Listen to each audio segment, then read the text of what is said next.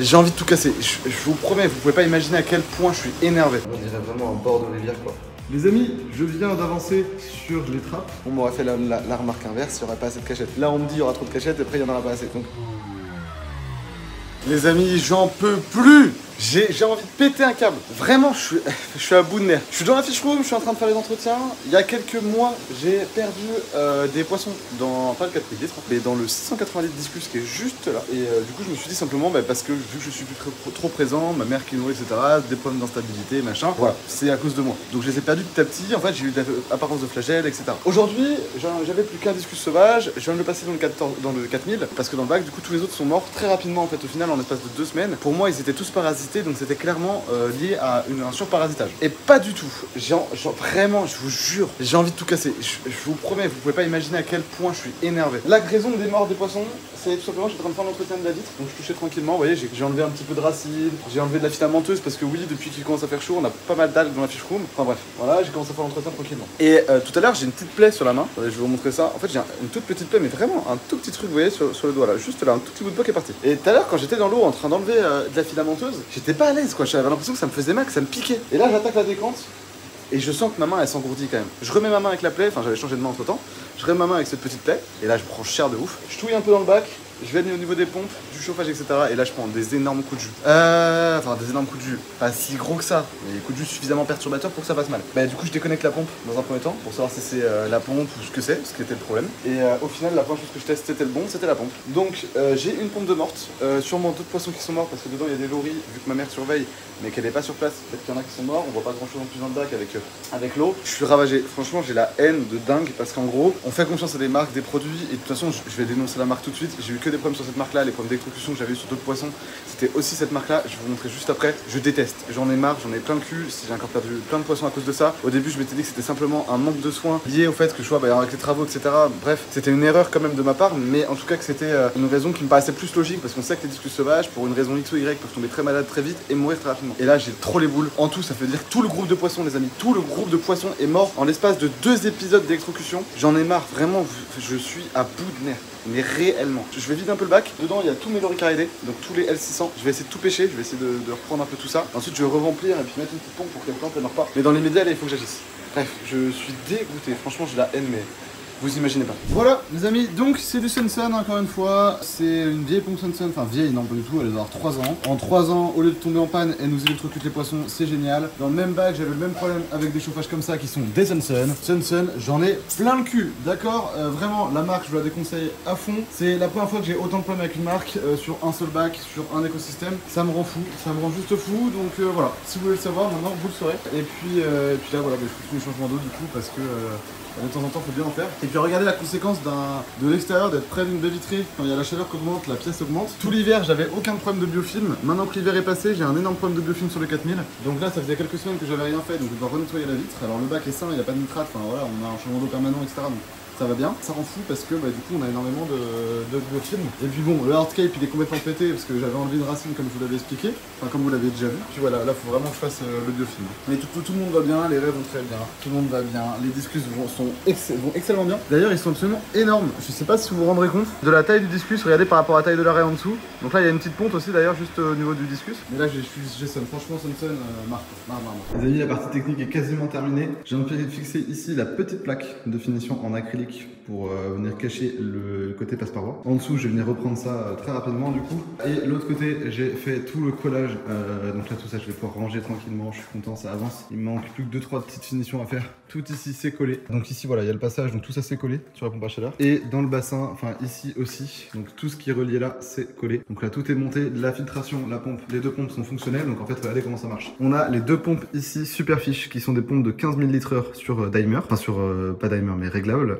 Donc avec des petites pompes. Donc ici on a la première pompe qui envoie l'eau dans la pompe à chaleur. Donc l'eau de la pompe à chaleur arrive, rentre dans le mur ici, ressort par là. Vu que cette pompe elle est connectée sur un seul tuyau et que les 2 autres pompes sont connectées, enfin que l'autre pompe est connectée sur 2 tuyaux en 50 pour avoir un maximum de débit sur ce tuyau là vu que ça arrive dans la pompe à chaleur. Ce tuyau arrive l'autre côté du bac, donc sortie là-bas, comme ça on met l'eau chaude là, hop hop hop, elle revient là jusqu'à arriver à l'infiltration ici, donc et c'est là qu'il y aura le plus de débit, donc ça va permettre vraiment de pouvoir répartir cette chaleur. Et ensuite le système démontable aussi, donc même système, ici hop, il y a par contre un petit T qui nous envoie l'eau dans les deux tuyaux, donc un tuyau qui va à l'autre côté de la fiche room et un tuyau qui sort juste là. Tous les deux ils ont chacun une vanne en sortie, donc il y a une vanne là et puis de l'autre côté je vais monter une vanne pour pouvoir régler le débit en sortie, qui va être super important, comme ça on va pouvoir vraiment gérer le débit vu qu'on aura 15 000 litres dans deux tuyaux 50 mm, donc je vais pouvoir gérer. Pour mettre de la pression, je vais mettre les tuyaux en bec bien sûr à la sortie, qui permettra d'avoir un petit peu de débit, un peu de pression. J'ai ensuite fait ici une autre partie de la technique, j'ai relié les évacuations. Donc ici on est relié en 110 mm, on descend en 50, donc c'est l'évacuation du tambour, super important. D'ailleurs pour toute la partie électrique du tambour, il va y avoir des petites étagères là pour mettre la pompe, le compresseur, etc. Ici on a la sortie du bac, donc avec cette petite vanne qui va nous permettre de sortir, de faire sortir l'eau de notre bac par trop plein, donc ça va être le changement d'eau automatique qu'on aura. Ensuite l'eau elle va, donc là c'est pas collé, là il me reste encore ça à coller, ça à fixer avec des colliers de serrage. Et puis ici donc là, hop là, l'eau elle descend là, elle arrive dans ce tuyau noir souple. Ce tuyau noir souple je l'ai fait passer ici pour pas qu'il me dérange, pour que je puisse accéder par en dessous si besoin sous le filtre tambour. Et donc il arrive jusque là, toc toc toc toc toc, et il arrive dans notre évacuation au sol juste ici. Donc là c'est comme ça, c'est à peu près nickel, on est bien. Donc voilà ce que j'ai fait aujourd'hui pour la partie filtration. Donc c'est pas mal du tout, franchement c'est vraiment bien, je suis super content. Il va falloir tranquillement que là on avance encore sur la technique parce qu'il y a l'installation du tambour, la connexion de la pluie ici, la finition de la pluie du bassin, donc en fait refixer tous les tuyaux bien proprement de passage d'eau là et puis couper les serflex etc. Fixer le raidisseur juste là, finir le décor et ensuite on attaquera dans quelques semaines, dans la semaine prochaine, le mur végétal. Donc pour ça faut vraiment qu'on tryhard, faut vraiment qu'on avance vite. Je suis super content. Hier je sais plus si je vous en ai parlé mais je ne crois pas. J'ai mis quelques racines juste là. Voilà, ça va être le rendu à peu près final qu'on aura. Donc vous voyez ici à la base on voyait bien les roches, là comme ça grâce aux racines on ne les voit pas trop, donc maintenant il faudra tout que je fige pour être sûr que ça bouge pas. Là ici bah, c'est pareil, là donc là il faut que j'en mette parce que j'en ai mis juste une seule pour tester. Et je vais mettre quelques strain wood comme ça, juste pour venir faire des liaisons de racines dans la cascade et que ça fasse un peu plus naturel. Je pense que je vais garder, donc ici je vais mettre un peu de racines, là ici je vais laisser ouvert parce que je trouve que ça va faire un beau contraste et que le passage ici il est joli. Je vais peut-être juste en mettre une petite racine pour rappeler ce qu'on a là. Et après tout le reste, une petite racine dans le coin là-bas, mais les cascades je vais quand même les garder relativement vides pour que ce soit propre. J'ai aussi mis cette petite racine en haut pour la partie terrestre. Alors vous voyez pas parce qu'il y a trop de poussière sur la vitre, mais en gros cette petite racine là elle était pas là avant, donc ça permet d'équilibrer en fait les hauteurs, faire un truc encore plus sympa. Voilà. Et ensuite il faudra laver le sable pour le mettre le sable, mais le sable je le mettrai que quand j'aurai mis les plantes sur le mur végétal. Voilà où on en est, il est encore un peu plus de minuit, c'est des grosses journées en ce moment entre le châssis etc. Demain je vais continuer je pense sur le bassin ou sur le châssis, je vais voir en vrai des bacs d'élevage, on verra bien. Et puis de toute façon il y a encore plein de choses à faire, franchement j'ai encore tellement d'étapes pour finir le bassin. On n'est pas prêt de pouvoir le mettre en eau finalisé, mais ça avance quand même. Là déjà la partie technique, la partie connexion de pompe, tout ça, c'est déjà une bonne étape. Encore quelques collages à bidouiller, mais en vrai ça arrive. Après il faudra tester l'étanchéité de tout ça, bon ça on pourra le voir que en route. Après c'est des petites modifs, c'est pas la fin du monde. Il va me manquer des pompes, des petites étagères à fixer comme je l'ai dit en fait pour la partie tambour et puis compresseur. Pareil j'ai pas le compresseur pour l'instant pour les moving beds, parce que sinon je les aurais bien lancés en route les moving beds, mais je l'ai pas encore. Donc il faut que je trouve quel compresseur je vais prendre. Genre, je connais des marques qui sont pas mal, mais bon je suis un peu mitigé. Et puis pareil là pour la partie VMC j'ai quelques finitions à faire. Ah il y a des choses, encore des choses à faire. Mais bon on va y arriver les amis, on va y arriver. Regardez, il y a le châssis là-bas qui est prêt à m'attendre en alu. Ça va être sympa. Là on arrive au bout quand même de la fiche room du bassin. Donc quand le bassin va être terminé, on va pouvoir attaquer tout le reste parce que bah, vous l'avez vu, j'ai préparé les châssis pour les autres bacs de 1000 litres. J'ai commencé à préparer les châssis pour les batteries. Donc tout va s'accélérer dès qu'on va arriver au bout du bassin. Ça va être full bassin, franchement quand il va être en route, ça va être un truc de malade. Mais il y a encore quelques étapes, mais ça va être sympa. Regardez les amis, je vais partir passer à la cyclohydrique maintenant. Le petit raidisseur pour être prêt à le poser. Donc ça vous voyez c'est le calcaire. Je vais mettre la cyclohydrique et vous allez voir le rendu, ça va être fou. C'est bon, c'est lavé. Alors j'ai pas pu tout enlever, il me reste encore un petit peu de calcaire ici. Mais regardez la différence déjà par rapport à ce qu'il y avait. C'est un bac qui était super vieux, c'est du raidisseur qui était vraiment vieux. Donc j'ai réussi à enlever une très grosse partie, je suis bien content. Donc ça se verra pas trop, de toute façon ce sera caché derrière l'UPN. Je vais mettre ça en dessous pour que ce soit au niveau de l'eau, que ça puisse s'enlever peut-être petit à petit. Je sais pas ce que c'est même pas du calcaire à mon avis, parce que franchement même à l'acide ça part pas. Et si ça part pas, c'est que c'est pas du calcaire, je pense pas. Et du coup, je vais tenter le coup de le faire le plus propre possible. Je vais les positionner dans le bac, on va se retrouver juste là-bas, voir ce que ça donne. Les amis, c'est une giga dinguerie. Alors faut que je vous montre un truc. Donc là je viens de fixer le raidisseur dessous, le troisième. Il arrive pile poil au-dessus, donc c'est nickel, ça se verra pas. Il faut encore que je fasse le joint, hop là, attendez, je vous montre, par dessous. Donc vous voyez, il y a quand même, attendez, toc, mais il y a quand même un bon 10 mm là.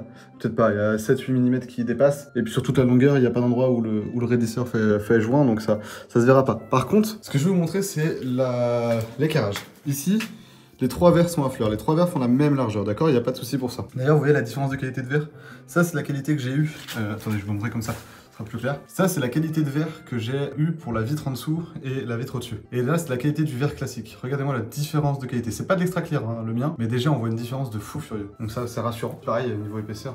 Là, du coup, moi, c'est une plaque de 10, c'est pas une plaque de 12, mais c'est pas grave. Alors, donc oui, pardon. Ce que j'expliquais, c'est qu'ici, on est à fleur. Vous voyez, au niveau des 3 verres. Pour que ici, au centre, on ait 3 mm à peu près d'écart. Donc c'est-à-dire que la flèche initiale, quand le bac il est vide, elle est d'environ 3 mm sur la vitre à l'avant. Ce qui est énorme. Qui plus est, on a un joint plus épais ici que ici, comme vous pouvez voir. Donc ça veut dire que la vitre, dans sa position de base, elle a une flèche qui est plus importante. Et je vais la calculer pour vous dire ça. Donc attendez, je vais mesurer. J'ai ici un joint de 9 mm, là-bas de 5 mm, soit une différence de fléchage de 4 mm pour la vitre principale, plus la différence ici de 2 mm. Ça veut dire qu'on a en tout 6 mm. C'est-à-dire que la vitre est flèche de 6 mm de base. Et moi, j'avais une flèche, quand le bac était rempli, de 10 mm. Ce qui est quand même assez rassurant. Ça veut dire que j'avais uniquement une flèche de 4 cm de plus, ce qui est assez faible. Donc en vrai, c'était la vitre, je pense qu'elle était déjà en très bonne position. Donc là, en plus, en rajoutant ce 3e raidisseur supplémentaire, je pense qu'il y aura 0. Hein. On verra bien. Bon, je silicone par en dessous et puis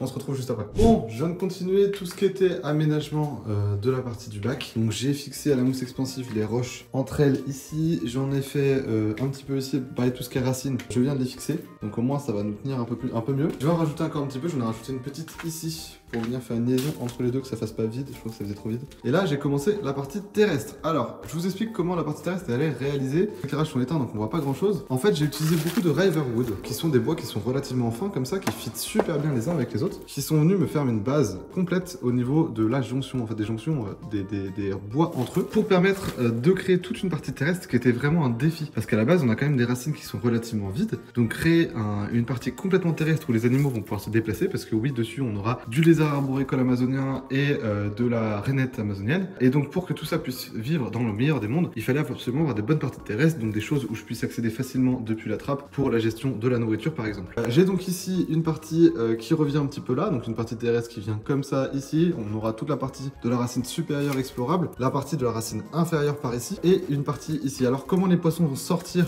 les lézards et les rainettes de la partie terrestre? On a ici une cuvette qui va permettre de donner un premier accès et je vais rajouter quelques accès quand on aura le niveau d'eau pour créer avec quelques racines, vous voyez comme ça, quelques accès qui puissent remonter sans problème. Également des autres racines, il y aura toujours des jonctions, donc c'est super important. Je suis assez content du résultat, la mousse expansive Superfiche, elle se travaille relativement bien, même si il y a eu des petits couacs avec des manques de pression dans la mousse expansive qui a giclé ici et giclé derrière là-bas sur le mur. Je suis dégoûté, sauf que je peux pas y accéder facilement, donc je vais devoir le laisser comme ça.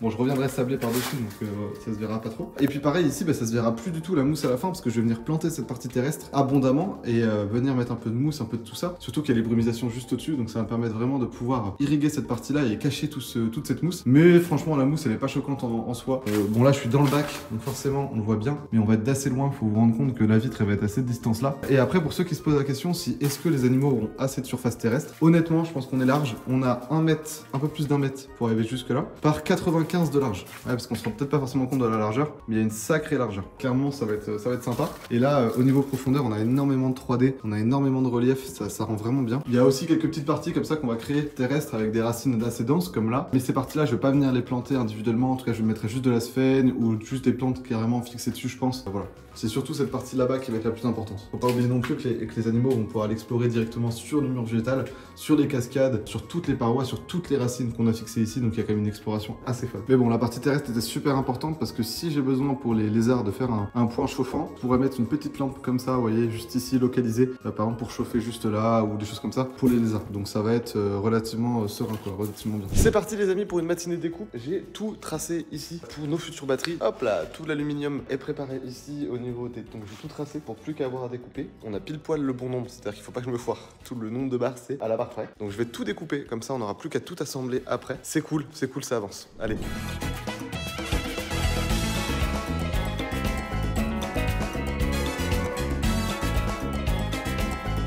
Tout est découpé. Regardez-moi ça, c'est magnifique. Donc là, on a les barres de 54 qui font les traverses, les côtés, tout simplement. ici la longueur de la façade. Et puis ici, toc, juste là, les deux petits lots qu'il y a là, c'est pour la hauteur du truc. Donc voilà, je suis content, tout est découpé, c'est prêt. Et puis on va attaquer la suite maintenant. Les amis, je viens d'avancer sur les trappes. Donc celle-ci, il me reste encore à la fixer. Et regardez-moi la première, ça fait trop propre. Donc depuis l'intérieur, ça se voit, elle est complètement invisible la trappe. Tout le système, alors celle-ci elle s'ouvre vers l'extérieur, donc tout le système est à l'extérieur. En gros, la trappe elle se présente comme ça. Le bout de bois de ce côté, il est là pour solidifier toute la structure et que ça tienne bien. Donc c'est des équerres de fenêtres extérieures pour vraiment qu'on ait un appui qui tienne bien. Et puis ici, un petit loquet qui vient se prendre dans la baguette en inox pour que ce soit bien solide. Tac. Il me reste un petit ajustement à faire ici, où il faudra que je retaille très légèrement le PVC. Voilà, tranquillement au cutter, je pense. Et puis là, après, du coup, on a la trappe. Donc elle vient vite fait, enfin pile poil plutôt, se prendre dans le head ici, dans la cornière. Donc c'est complètement étanche, enfin étanche à peu près. Donc il me restera l'autre côté à faire. Tac, donc là, ça grippe un petit peu comme je le disais. Hop, hop, tac, et voilà. Et là, on est sur un truc qui est quand même relativement propre. Donc je suis content, petit DIY sympa pour faire une trappe. Ce qui est génial, c'est le rendu d'ici. Vous voyez, ça rend super bien depuis l'intérieur. Donc c'est pas du tout choquant, la trappe on l'oublie complètement. Et ça va faire pareil du coup de l'autre côté. Donc ça va être magnifique, je suis trop content. Et voilà les amis, les deux trappes sont posées. Donc la trappe là-bas s'ouvre vers l'extérieur et celle-ci vers l'intérieur. Donc je les ai pas encore nettoyés et tout, il faut faire un gros coup de clean avant de terminer. Mais du coup voilà, complètement discret. Donc celle-ci elle s'ouvre vers l'intérieur. L'idée c'est de... J'ai dû décaler les racines en plus parce qu'avec les filtrations je peux pas l'ouvrir à l'extérieur. Et là vers l'extérieur pour gagner de l'espace dans le bac pour laisser les brumisations vers là. Sinon j'aurais dû enlever, pareil pour les éclairages, en l'ouvrant vers l'intérieur, j'aurais dû ne pas mettre d'éclairage dans le coin. Donc ça aurait été un peu dommage. Voilà l'idée, ça rend trop bien, je suis super content des trappes, de la façon dont elles sont faites. Regardez-moi ça. Donc c'est en fait vraiment un petit loquet comme l'autre côté en fait. Hop là. Alors là, il me reste juste le trou à faire dans la baguette à lu pour que le loquet aille dans le mur. Et puis ici, bah, le poteau qui tient le retour et qui rigidifie notre plaque. Et donc, regardez, toc, toc, et hop là. Bon, là, il faut toujours que je cale des racines. Imaginons que la racine est calée. Voilà, ça s'ouvrira très bien. Et on arrivera sur le bassin. Nickel, trop content. Et pour l'étanchéité, si après je veux faire une vraie étanchéité au niveau du passage, il me restera à mettre un joint de porte flexible sur tout le tour pour que ça vienne en appui tranquillement. Voilà. Les amis, je viens de faire tout un setup électrique. Donc en fait, je vous explique. Dans cette boîte de dérivation arrivent tous les éclairages et le matos. Donc c'est voilà, il manque un éclairage qui va arriver là. Mais du coup, tout est connecté ici. Donc ici, on a nos éclairages, les dimers des éclairages actuels. Donc ils vont nous faire lever et coucher de soleil. Des rampes Superfiche. Donc ça, c'est les 4 rampes Superfiche. Merci à eux d'ailleurs. Pour les rampes, on va pouvoir avoir un super truc pour le mur végétal avec un lever et coucher de soleil. Donc il va falloir que je me paramètre ça dessus. Je vais faire un petit cab management bien sympa où je vais venir m'étendre les deux boîtiers en fait proprement. Mais pour l'instant, vu que j'ai pas l'emplacement de la multiprise définitive, je les mets pas en place. Par contre, je viens de mettre en place donc la pompe à chaleur. Donc ça, c'est l'écran de la pompe à chaleur. Donc il faut que je la règle. Donc pour l'instant, j'ai fait la liaison électrique, tout est connecté, tout passe proprement, vous voyez par là. Toc. Et puis comme ça, je vais avoir l'écran de contrôle de la température 24/24 sur le côté du mur, juste là. Donc ça va être super. Et puis je vais avoir tous les côtés éclairage qui vont être gérés justement ici. Donc voilà, ça rend super. Et puis là, toc, si j'éteins tout ça, on a le bac, donc avec les éclairages actuels. Franchement, ça déchire. En fait, j'ai mutualisé deux rampes sur le même circuit pour économiser en câble management ici. Et puis après, ici, donc là, il manque une boîte de dérivation, donc j'ai pas pu tout monter. Mais donc j'ai branché la pompe à chaleur suivant les normes. Et du coup, par contre, ici, j'ai fait venir le câble électrique. Et là, il faut que je mette une boîte de dérivation parce qu'il faut que la pompe à chaleur doit avoir une ligne dédiée. Donc du coup, voilà, une ligne que je viens de monter pour elle. Et donc il va falloir une boîte de dérivation encore. Donc là, c'est toute la partie électronique que je viens de commencer à installer. Donc c'est pas terminé, hein. Il me manque encore tout le câble à faire et tout. Mais on va dire que dans l'idée, ça va être bientôt fonctionnel. Rien que le fait d'avoir ce petit boîtier de la pompe à chaleur, je suis super content. J'espère qu'elle va juste pas s'activer à un moment donné sans raison. On va voir. Bon les amis, je viens encore d'avancer. J'ai fixé donc les deux contrôleurs de sonde de température, donc celui-là et celui qui est de l'autre côté, qui vont permettre de gérer l'humidité et la température. Le petit brumisateur juste là, qui est relié avec le tuyau que vous avez juste là, toc toc toc, au plafond. La sonde de température dans le bassin, elle arrive juste derrière ce mur-là, donc j'ai dû percer, c'était une grosse galère. Et je viens de setup les pompes, donc le câble, l'électricité des pompes, on se sera rangé proprement, hein. Pour l'instant tout est en vrac parce que pour tester. Donc en fait, les pompes de Superfiche, comment elles fonctionnent? Vous avez un boîtier comme ça, qui se branche en série sur votre prise. Donc c'est super intéressant en termes de système, c'est vraiment très bête. Enfin, mais super fonctionnel quoi. Et après, vous avez une télécommande comme ça qui manipule à distance. Et en fait, vous pouvez l'allumer et ensuite gérer la puissance à distance. Et ça marche super bien. Donc je viens de tester juste avant, c'est absolument nickel. Ça s'est connecté instantanément, donc il n'y a même pas de temps d'attente, vous voyez. Et franchement, en termes de Bluetooth, c'est une technologie qui est pas Bluetooth du coup, qui est manipulable à distance. Et c'est vraiment trop bien. Bref. Du coup, il y a ça qui est installé aussi. Il me restera encore à mettre les écailles, mais c'est que j'avais pas les chevilles aujourd'hui, donc je vais m'arrêter ce soir, il est déjà minuit. En fait, pour mettre les tables qui vont me permettre de mettre par-dessus la pompe qui va nettoyer le tambour Superfiche et en même temps le compresseur qui va me permettre d'alimenter les moving beds. Et il va me manquer aussi des sacs pour mettre les médias de filtration, malheureusement. Mais dans l'idée, voilà, j'ai à peu près tout ça. La broche à chaleur connectée. Le petit tableau ici a commencé à être monté. Bon, ça commence à reprendre forme. Hein. Et puis après, quand il va manquer les éclairages à monter, donc là, grosso modo, il me manque un petit peu de filtration encore installée. Le compresseur, la pompe booster à mettre, enfin la pompe nettoyage du Superfiche, enfin du tambour. Ici, mettre les médias de filtration là aussi. 2-3 petits trucs à coller là. Et puis après, on va être quasiment bon pour le lancement, quoi. Donc ça prend forme, les amis. On commence à y arriver. Et ici aussi, surtout super important, il faut que je mette la cuve avant parce qu'il faut que je dévisse en fait les deux côtés là. Je vais mettre la cuve et que je revisse tout ça. Donc j'ai une cuve ici à mettre, il faut absolument que je la mette avant du coup. Faut pas que j'oublie. Hein. Surtout, super important. Mais voilà, ouais, trop content. Trop content. Bon, il y a encore tellement de rangements à faire, là je vais pouvoir commencer à attaquer. Encore quelques petites boîtes de dérivation aussi à mettre par-ci, par-là. Il y a encore du taf quand même. Hein. Les amis, je suis en train de préparer le premier sac de médias de filtration. Donc Superfiche m'a envoyé ces super médias de filtration qui sont leur truc un peu haut de gamme. Et on a des petits sachets donc qui représentent 1 litre. Donc j'en ai 15 litres là au total. Ils préconisent ça pour un income de 200 litres par litre. Donc nous ça nous fait un petit traitement de plus de 2000 litres. Grâce aux petits sachets, comme ça aussi ça nous permet de pouvoir mettre 10 litres. Donc là c'est des sachets 30 par 35. Et on a 10 litres de médias de filtration par sachet. Et attendez, je vais ouvrir ça, vous allez voir à quoi ressemblent ces petits médias. Alors pourquoi tout ça c'est en sachet? Parce que tout dans la filtration va être en sachet pour que je puisse faire l'entretien facilement. C'est-à-dire que si j'ai un problème sur un média de filtration, je peux enlever tous mes sachets, les mettre à côté, nettoyer la cuve. Super important pour la simplicité de travail sur des gros volumes comme ça. Et donc voilà à quoi ressemble le média de filtration. Vous voyez, on dirait un petit peu comme de la coquille. C'est vraiment très particulier. Je sais pas comment vous le décrire, mais vous voyez à peu près à quoi ça ressemble. C'est très léger. Hein. Honnêtement, je pense qu'on est beaucoup plus léger que de la bière ponce. Puis là, voilà. Donc là, on a 10 premiers litres. Je vais mettre les autres avec, mais c'est que je voulais savoir en fait combien un sachet prenait pour que je prenne suffisamment de sachets pour remplir le bac. Et donc voilà, super, trop bien. Ah, et d'ailleurs, énorme point fort. Regardez le peu de poussière qu'il y a. Ça, c'est la poussière sur 10 litres de média. Donc tout ce qu'il y a là. Donc vu le peu de poussière qu'il y a, franchement, ça c'est vraiment cool. Ça permet d'éviter d'avoir à les nettoyer. Donc trop bien. Les amis, je voulais réagir aux commentaires de la vidéo de la semaine dernière. Je vous explique, vous avez été, il y en a quelques-uns qui ont parlé du remplissage du hardscape. Je voulais réagir là-dessus parce qu'en gros, je pense qu'il y a plusieurs choses que des gens n'ont pas forcément compris. Au niveau de l'entretien, vous inquiétez pas, il y aura très peu d'entretien, les amis. Tout va être bien automatisé. Il y aura des pompes de brassage aux zones localisées si nécessaire. Donc pour l'entretien, vous inquiétez pas. Et secondo, il y a des gens du coup qui parlent du décor, du fait que par exemple le hardscape va être trop chargé.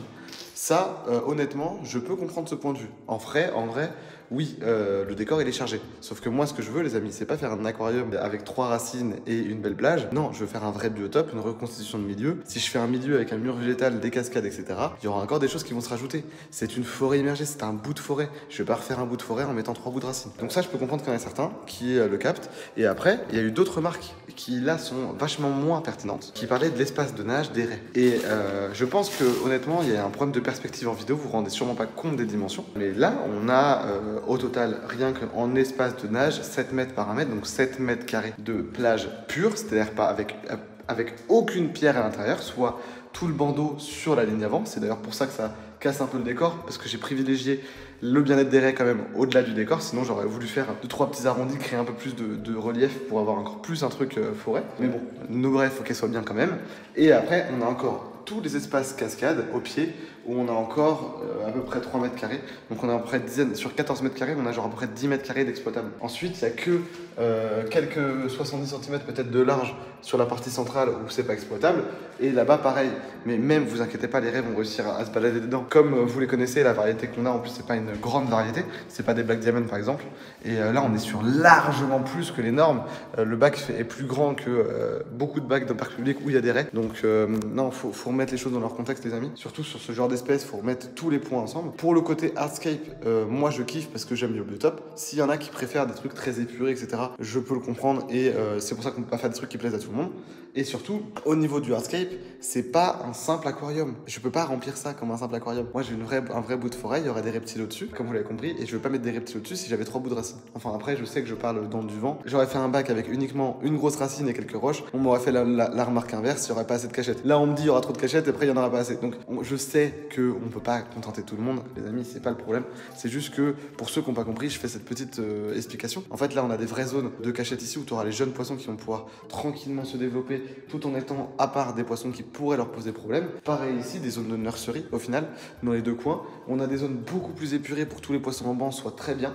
Donc là, on a, comme je l'ai dit, à peu près 10 mètres carrés de vide. Et j'avais vu aussi quelqu'un qui disait c'est dommage d'avoir 14 000 litres et de les remplir avec de hardscape. Le hardscape nous représentait maximum 2 mètres cubes, d'accord? Donc sur les 14 mètres cubes, il y a une très petite partie prise au niveau du hardscape. Ah, et pour finir, c'est peut-être, je vous parle de mètres carrés, donc c'est peut-être que vous avez enfin, ça peut être un peu compliqué de se projeter. Quand je dis 7 mètres carrés plus les parties roches, si on compte l'ensemble de la partie environ 10 mètres carrés d'exploitable pour nos poissons en full banc, ça représente du coup l'équivalent d'une chambre. Hein. Donc imaginez votre chambre vide, sans meubles, sans rien, uniquement dédiée pour que les raies qui vont être dedans puissent se déplacer. Voilà, faut remettre dans le contexte, faut remettre dans les perspectives. Et après, ça permet de se donner d'autres dimensions. Vous vous rendez bien compte là quand même au niveau du hardscape, tout le dégagement qu'on a qui est assez colossal. Et là maintenant, dans l'état de dévancement qu'on est, c'est vrai que le décor ressemble vraiment à une superbe forêt. Ce genre de plan là, on dirait vraiment un bord de rivière quoi. Un bord de rivière immergé, je suis ultra content. C'est vraiment ce que je recherchais. Et avec les plantes, le mur végétal, on va vraiment avoir un effet absolument exceptionnel. C'est une vraie fierté. Le bac et je suis ultra content de ce qu'il y a pour l'instant et de où on en est. Les amis, on va s'arrêter là pour la vidéo de cette semaine. Merci d'avoir suivi. Vous avez vu, on a avancé sur plein de choses. Le raidisseur, il est fixé. Le bassin, on arrive complètement au bout, les amis. Le décor, je vais le terminer soit aujourd'hui, soit demain au plus tard. En tout cas pour la partie aquatique. La partie terrestre, on la continue d'ici une semaine, comme je disais. Donc je suis super content. Donc voilà, bon bref. En tout cas, je vous remercie d'avoir regardé cette vidéo. Nous, on va avancer encore sur tout le reste. Et puis on se retrouve samedi prochain pour une autre vidéo. Donc merci. Et puis à samedi prochain. Salut les amis.